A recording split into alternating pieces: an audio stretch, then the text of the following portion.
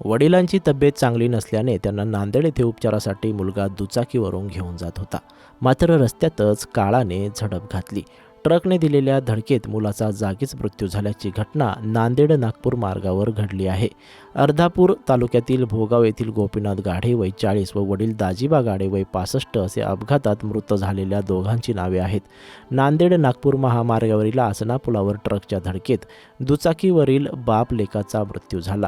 आज सकाळी 11 वाजता हा अपघात झाला. भोगाव तालुका अर्धापूर येथील गोपीनाथ गाढे वय 40 हे आपले वडील दाजीबा गाढे यांना उपचारासाठी नांदेड येथील रुग्णालयात नेत होते. आसना पुलावर समोरून येणाऱ्या भरधाव आयशर गाडीने त्यांच्या दुचाकीला जोरदार धडक दिली. धडक एवढी भीषण होती की दुचाकीवर मागे बसलेले दाजीबा गाढे हे पुलावरून थेट खाली कोरड्या नदीपात्रात कोसळले, तर त्यांचा मुलगाही गंभीर जखमी झाला.